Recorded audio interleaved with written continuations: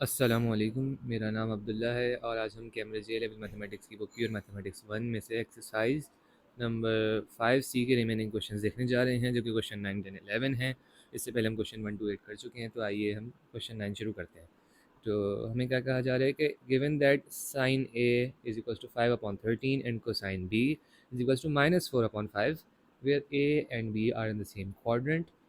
Find the value of cos A, tan A, sin B and tan B। तो हमें नज़र आ रहा है कि दो ट्राइंगल बनने जा रहे हैं। तो पहले तो ये हमें पता है कि A and B are in the same quadrant. Quadrant आपको याद होगा क्या होता है कि ये फर्स्ट क्वाड्रेंट है, तो और ये सेकंड क्वाड्रेंट है, ये थर्ड क्वाड्रेंट है और ये फोर्थ क्वाड्रेंट है। ठीक है। अब साइन ए जो है वो पॉजिटिव है और कोसाइन बी जो है वो नेगेटिव है, और दोनों एक ही क्वाड्रेंट में है। ऐसा कब होता है? इसमें सब पॉजिटिव होते हैं फर्स्ट में, सेकंड में साइन पॉजिटिव होता है, कोसाइन नेगेटिव होता है, टेंजेंट नेगेटिव होता है। थर्ड में टेन पॉजिटिव होता है, साइन नेगेटिव होता है, कोसाइन भी नेगेटिव होता है। फोर्थ में कोसाइन पॉजिटिव होता है, साइन और टेंजेंट नेगेटिव होते हैं। तो कौन सा केस मैच कर रहा है जिसमें साइन पॉजिटिव और कोसाइन नेगेटिव एक ही उसमें हो? तो ये सेकंड क्वाड्रेंट मैच कर रहा है, साइन और कोसाइन। तो इससे हमें क्या पता चल रहा है कि सेकंड क्वाड्रेंट के अंदर हमारा ट्राइंगल लाई करेगा। आप लिखेंगे the triangle lies in the second quadrant. Second quadrant, ठीक है। और इसमें हमें क्या चीज़ें पता हैं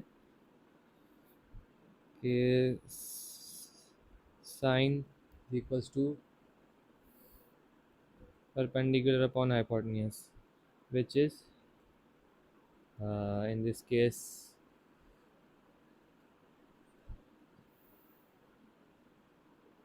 wait a minute जी, सॉरी, हमें कोसाइन करना है अभी, पहले साइन बाद में करेंगे। कोसाइन कॉस ए निकालना है ना, तो ये तो पता चल गया हमें कि सेकंड क्वाड्रेंट में है। हमें पता है कि कोसाइन बी जो है वो -4/5 है, और जो साइन ए है वो 5/13 है। तो 5/13 को हम कहाँ से यूटिलाइज़ करेंगे?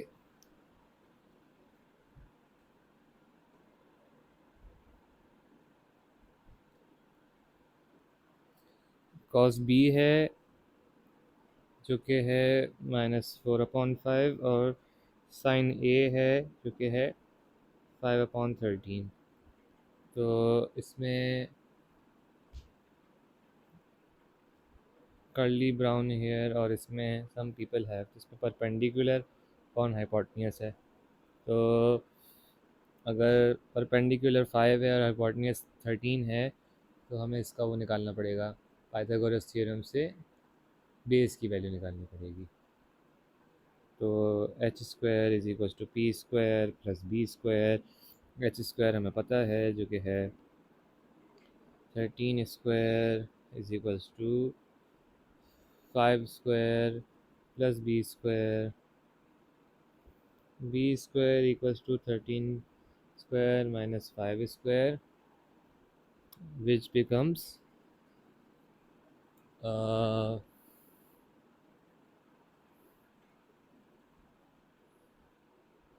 plus minus under root 144, which gives x equals, yeah, b equals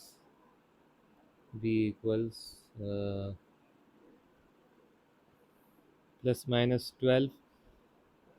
अब हमें पता है कि जो एंगल बन रहा है हमारा इसके ऊपर, क्या नाम है, सेकंड क्वाड्रेंट में जाने के लिए, और पॉजिटिव वैल्यू है। पॉजिटिव वैल्यू है तो हम एंटी क्लॉकवाइज जाएंगे, यूँ जाएंगे, तो यूँ जाते जाते हम सेकंड क्वाड्रेंट में आएंगे। तो सेकंड क्वाड्रेंट के अंदर एक्स की वैल्यू, अगर ये एक्स एक्सिस है, एक्स की वैल्यू तो यहाँ पे 0 है, तो यहाँ पे नेगेटिव होना शुरू हो जाती है, -2 -3। तो सेकंड क्वाड्रेंट में एक्स की वैल्यू नेगेटिव होती है, तो इसलिए प्लस माइनस जो 12 आ रहा है हमारा आंसर, प्लस माइनस 12, तो इसमें से हम माइनस का चूज़ कर लेंगे क्योंकि प्लस की वैल्यू नहीं है हमारे पास। प्लस टू माइनस 12 और लिखेंगे आगे since x is less then 0। ठीक है, तो अब ट्राइंगल ड्रॉ कर लेते हैं। ड्रॉ करने से थोड़ा विजुलाइजेशन में आसानी हो जाती है, वरना हम उसके बगैर भी कर सकते हैं। अब हमें पता है कि परपेंडिकुलर ये 5 है और जी हाइपोटेन्यूज जो है ये 13 है, और जो आपका बेस है ये है, इसको ज़रा क्लियर कर लें, तो बेस जो है वो -12 है, 13 है और ये 5 है। तो आप बता दें कॉस ए क्या है इसमें। Cos A equals to curly brown hair, cos A equals to -12/13, base is -12 and hypotenuse is 13। तो ये cos A तो आ गया आपका। अब क्या पूछा हुआ है इन्होंने, टेंजेंट A। टेंजेंट A भी इसी से आ जाएगा। Part 2 part 1, tangent A equals to perpendicular upon base. Tangent A equals to perpendicular is 5/-12। ठीक है, ये आपका आंसर टेंजेंट ए का हो गया। बेहतर इसको ऐसे लिख लें, -5/12, पूरे इसके सामने माइनस है। ठीक है, अब साइन बी देख लेते हैं। साइन बी के लिए हमें दूसरा ट्राइंगल बनाना पड़ेगा, मतलब बनाने की ज़रूरत, उसको विजुलाइज करने के लिए हमें उसको करना पड़ेगा। तो cos b is equal to -4/5, curly brown hair यानी बेस अपॉन हाइपोटेन्यूज। बेस -4 है, हाइपोटेन्यूज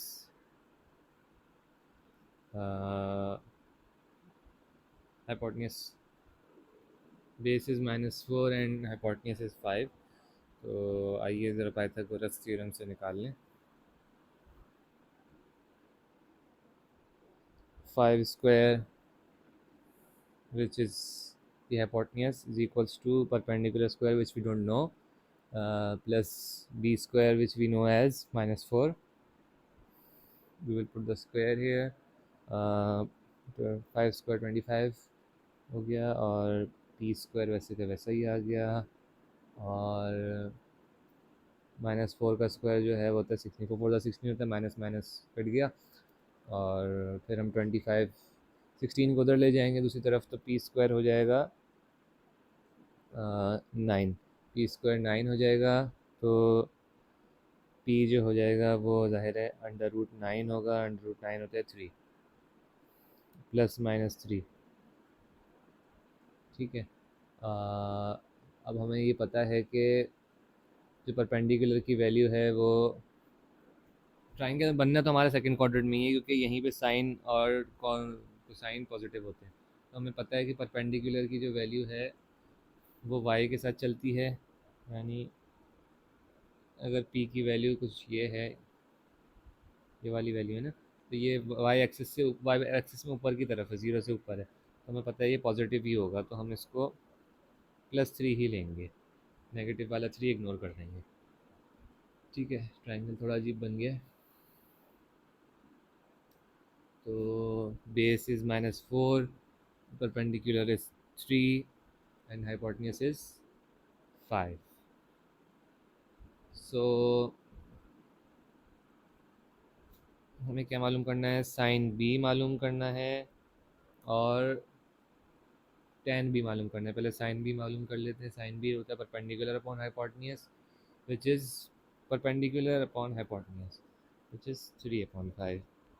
ठीक है, और टेंजेंट बी मालूम करना है। Tangent B is equals to perpendicular upon base, perpendicular is 3 and base is -4। और ठीक है जी, तो ये हमारा क्वेश्चन नंबर 9 कंप्लीट हो गया है। अब क्वेश्चन इसको ज़रा क्लियर करके क्वेश्चन नंबर 10 सॉल्व करने की कोशिश करते हैं। अच्छा जी, तो question 10 is almost same question. So हमें इसमें क्या दिया हुआ है, tangent A negative -2/3 and cosine B positive 3/4। तो कहाँ पे ऐसा होगा कि कोसाइन पॉजिटिव हो और टेंजेंट नेगेटिव हो, तो ये हमें पता है कि फोर्थ क्वाड्रेंट में होता है ऐसा कि कोसाइन पॉजिटिव है और टेंजेंट और साइन नेगेटिव होते हैं उधर। तो हमारी रिक्वायरमेंट मीट हो रही है फोर्थ क्वाड्रेंट के अंदर। पहले ये तो डिसाइड हो गया that A and B are in the fourth quadrant. ठीक है।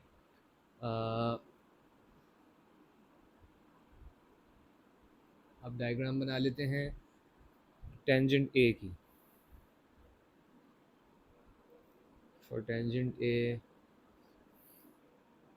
Tangent A is equals to -2/3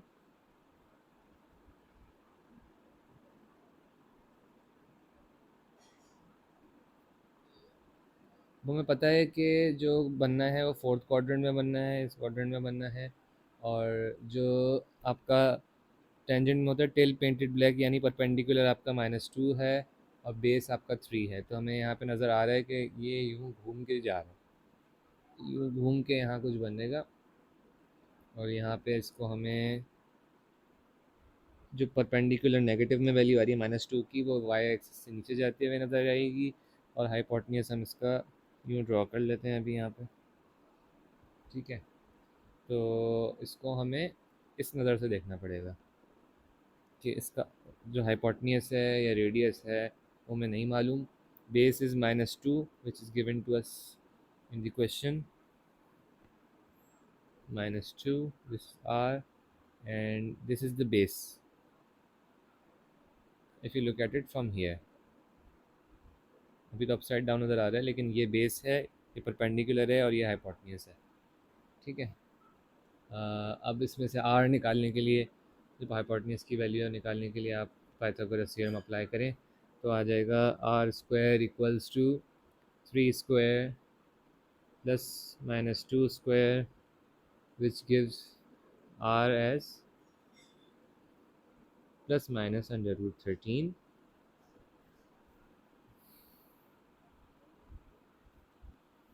अब r चूँकि रेडियस है तो माइनस में नहीं हो सकता, यानी हाइपोटेन्यूज की जो वैल्यू माइनस में नहीं हो सकती, क्योंकि हम ये रेडियस भी है इस यूनिट सर्कल का, है पूरा एक सर्कल है ना, यूनिट सर्कल, इसका रेडियस भी है। तो ये r is by definition positive, r is equals to √13।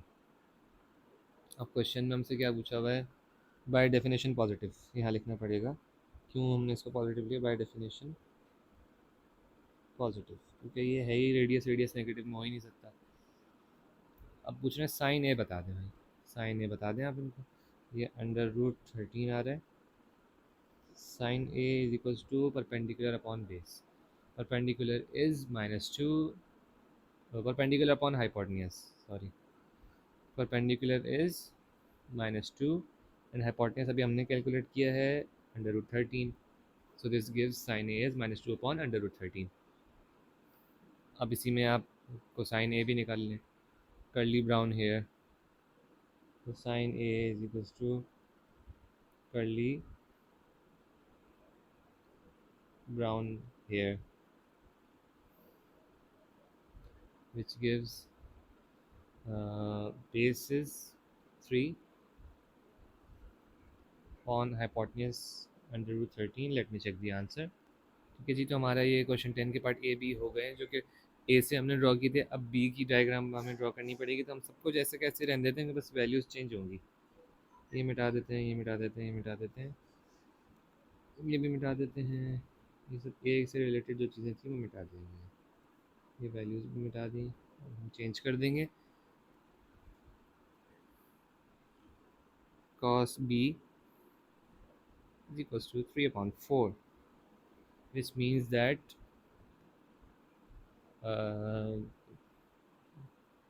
base upon hypotenuse. Base is 3, hypotenuse is 4, so we don't know the perpendicular. हमें इसको इस एंगल से ही देखना है,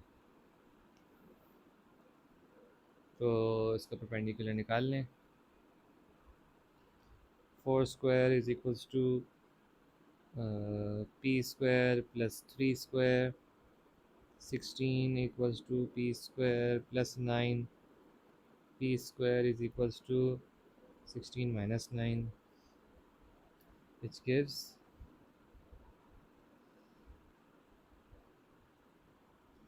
p square is equals to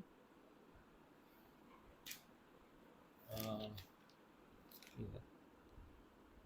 square is equal to 7, and p is equals to under root 7 plus minus, and will we take it positive or will we take it negative? What's the case here? We have to take it negative because it's the perpendicular value which depends on the y-axis, and y-axis, and this in particular is below the y-axis, so below the 0 point of the y-axis, so we will have to take it as negative, and minus under root 7, minus under root 7. And now let's find the answers of the question C and D. So sine B is equals to perpendicular upon hypotenuse. Perpendicular is minus under root 7 upon hypotenuse is 4. And now part D. Part D is tangent upon tangent B, which is perpendicular upon base. Perpendicular is minus under root 7 upon the base, which is 3. So that concludes question 10. Let me clear it. हम इसको साफ़ कर लेते हैं और जगह clear करके question 11 शुरू करते हैं, जो कि प्रॉब्लम सॉल्विंग क्वेश्चन है और विदाउट कैलकुलेटर सॉल्व करना है हमें. Okay, so let's start solving this question.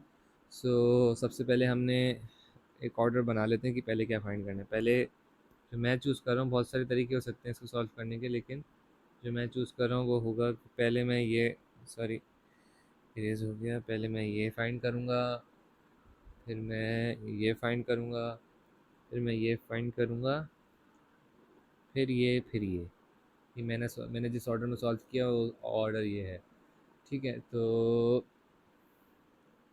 हमें पता है कि इस अगर हम मिडिल वाले कॉलम को देखें, जो 1 वाला कॉलम है, इसमें जो साइन की कोरिस्पॉन्डिंग वैल्यूज़ हैं, साइन की कोरिस्पॉन्डिंग वैल्यू हैं, जो क्या नाम है,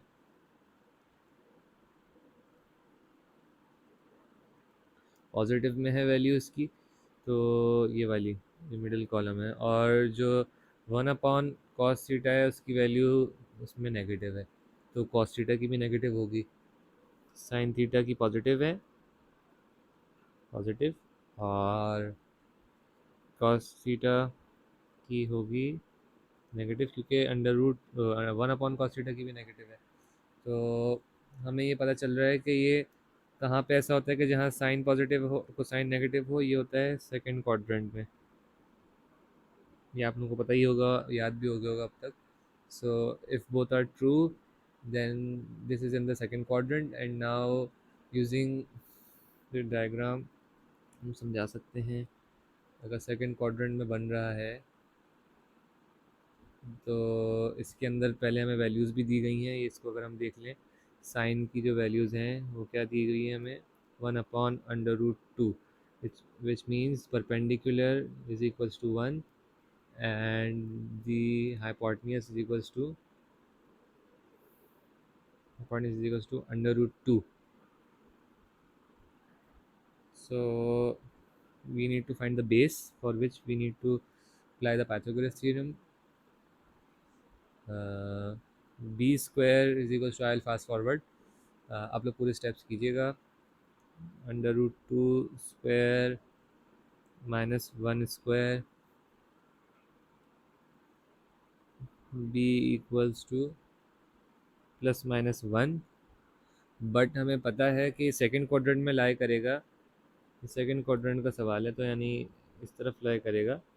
तो x की वैल्यू यहाँ ज़ीरो होगी, क्योंकि ज़ीरो यहाँ पे पॉजिटिव है, यहाँ नेगेटिव है, ये हमें पता है। तो हम पॉजिटिव वाली वैल्यू इग्नोर करके नेगेटिव वाली वैल्यू चूज़ कर लेंगे। और हमारा साइन क्या हो जाएगा इस केस में? Sine theta is equals to 1/√2 है, तो तुम्हें पता ही है।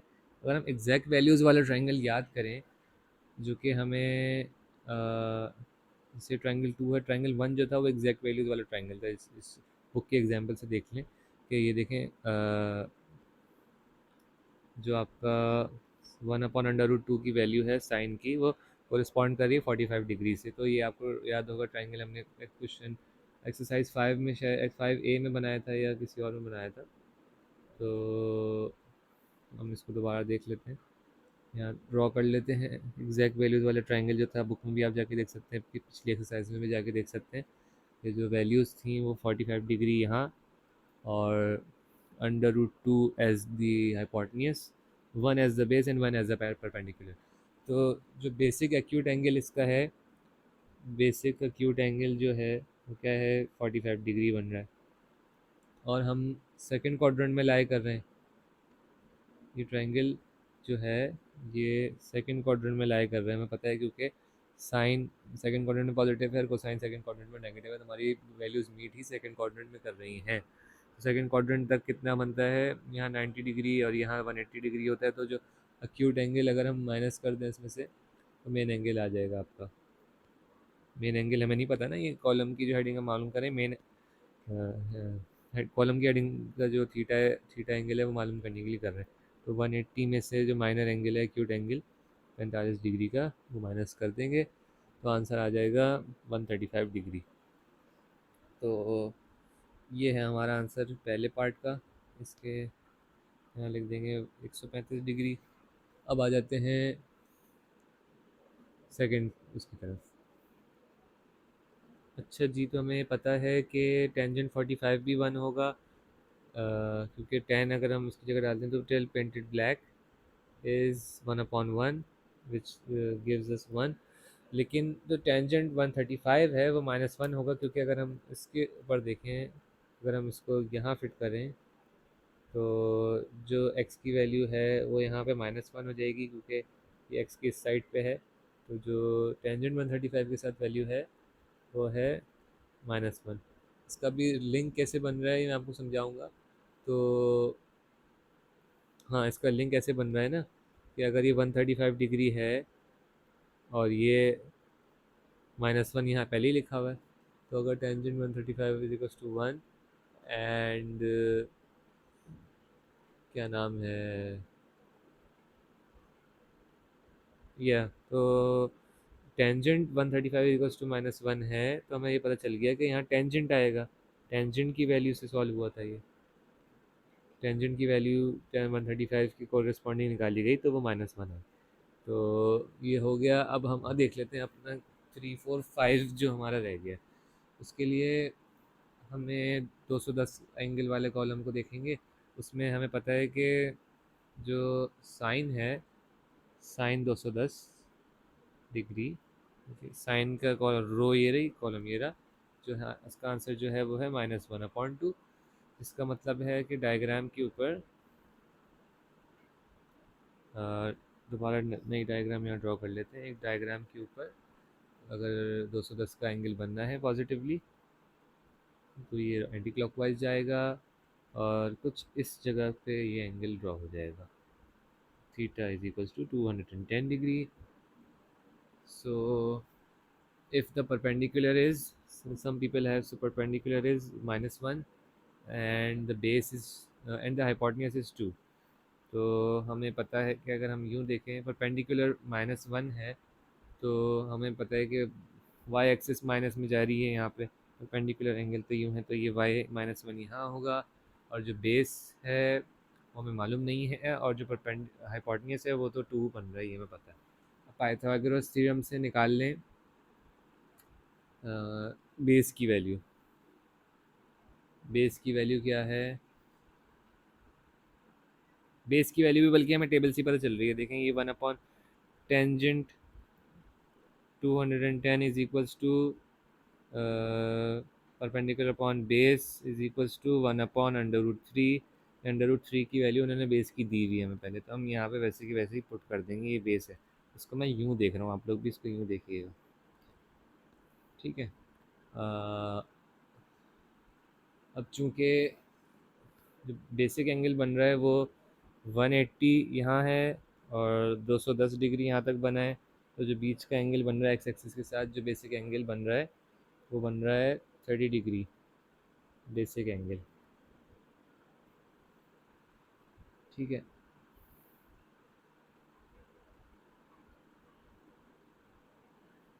ये गलती ये हुई मुझसे कि ये जो बेस है ये तो क्या नाम है थर्ड क्वाड्रेंट में तो यहाँ बन रहा है, लेकिन इसके जो एक्स एक्सिस के ऊपर है और एक्स एक्सिस नेगेटिव में है, X is less than zero, so जो अंडर रूट 3 की वैल्यू हम पाइथागोरस से निकालेंगे, ये मैंने यहाँ डायरेक्ट टेबल से निकाल ली, तो ये माइनस में चली जाएगी, -अंडर रूट 3। सो अब जो कोरेस्पॉन्डिंग वैल्यू हमें मालूम करनी है 1 अपॉन कोसाइन से मालूम करनी है 1 अपॉन कॉस थीटा। अब जो कोरेस्पॉन्डिंग कॉलम है वो 210 डिग्री का है, तो ये बन जाएगा 1 अपॉन कॉस 210। तो इसको हमें सॉल्व करने के लिए क्या करना पड़ेगा, इसकी वैल्यू हो जाएगी 1 अपॉन कॉस 210 निकाल लें, करली ब्राउन हेयर में बेस अपॉन हाइपोटेन्यूज कर दें बस। तो बेस है अंडर रूट -3 है, -अंडर रूट 3 है, और जो आपका हाइपोटेन्यूज है वो है 2। तो अब यहाँ पुट कर दें, 1 के नीचे डबल फ्रैक्शन हो जाएगा, लेकिन उससे कोई फर्क नहीं पड़ता। 2 और इसको थोड़ा सा चेंज अगर हम कर दें, 2 को ऊपर ले जाएं माइनस पूरे फ्रैक्शन के अगेंस्ट कर दें, तो ये हो जाएगा 2 अपॉन -2 अपॉन अंडर रूट 3। थोड़ा इस तरह ज़्यादा साफ लग रहा है, 2 को ऊपर ले गए माइनस के साथ उसके चला गया। तो ये वैल्यू हम पुट कर देते हैं यहाँ पे -2 अपॉन अंडर रूट 3, ठीक है। अब जो फर्स्ट कॉलम है उसमें देख लें 4 और 5 का उसमें आंसर मौजूद है। तो फर्स्ट कॉलम 120 डिग्री का बन रहा है, 120 डिग्री है, और 1 अपॉन कॉस 120 अगर ये है तो 1 अपॉन कॉस 120 जो है वो हो जाएगा -2। सो कॉस 120 क्या होगा, अगर हम कॉस को ऊपर ले जाएं तो डिनोमिनेटर चेंज हो जाते हैं ना, -2/1 है तो ये -1/2 हो जाएगा। कोसाइन को ऊपर ले गए हम, कोसाइन 120 को ऊपर ले गए, ठीक है, 1 को नीचे ले गए। पहले 1 अपॉन कोसाइन 120 था ना, कोसाइन थीटा जो भी एंगल इसकी जगह होगा। तो हमें पता है कि 120 डिग्री जो है वो सेकंड क्वाड्रेंट में लाई करता है, 120 डिग्री सेकंड क्वाड्रेंट में लाई करता है। तो हम डायग्राम ड्रॉ कर लेते हैं 120 डिग्री की, समवेयर अबाउट हियर। 120 डिग्री का है थीटा, ये यूँ ड्रॉ हो रहा है, और कोसाइन 120 इक्वल्स टू -1/2, इसका मतलब है कि जो बेस है वो है -1, पहले ही -1 यहाँ लिखा हुआ है, और जो आपका हाइपोटेन्यूज है वो 2 है, hypotenuse is 2 and we don't know the perpendicular. So perpendicular निकाल लेते हैं पाइथागोरस थ्योरम से।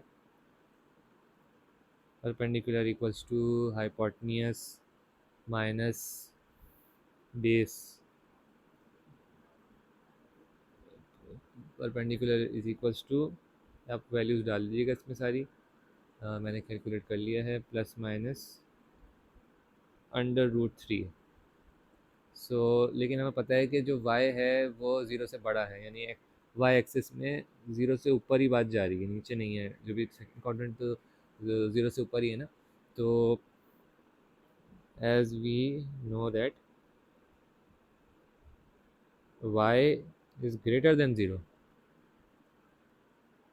ओह साइन उल्टा लगा दिया, y is greater than 0, so p is equals to under root 3 plus में लेंगे, माइनस में नहीं लेंगे, माइनस वाली वैल्यू इग्नोर कर देंगे। तो so sine 120 is equals to आपका परपेंडिकुलर वैल्यू जो है, some people have perpendicular under root 3, और जो हाइपोटेन्यूज है वो 2 है, अंडर रूट 3/2। तो आपकी जो sin 20 की जो कोरिस्पॉन्डिंग वैल्यू यहाँ पे होगी, यहाँ पे अंडर रूट 3/2 आ गई। ठीक है, और टेंजेंट भी निकाल लें। अब टेंजेंट भी बहुत आसान है इस तरह। टेल पेंटेड ब्लैक से निकल रहा है, tangent theta is equals to perpendicular upon base, perpendicular is under root 3, और बेस जो है आपका -1 है, अंडर रूट 3/-1 ये लिखें, या फिर पूरी क्वेश्चन के आगे, पूरे आंसर के आगे ही माइनस लगा लें, अंडर रूट 3, ज़्यादा बेहतर ये लग रहा है। तो ये इस तरह से हमारा आखिरी पार्ट भी हो गया। इसके साथ ही हमारी ये एक्सरसाइज नंबर 5C फाइनली ख़त्म होती है। आप लोग ये सवाल कंप्लीट कीजिए। इसमें हमने तकरीबन सारी सवाल कर लिए इस वीडियो के अंदर, तो आप लोग कंप्लीट कीजिए। अब हम नेक्स्ट में 5D के साथ आपसे मुलाकात करेंगे। अपना ख्याल रखिएगा। अल्लाह हाफ़िज़।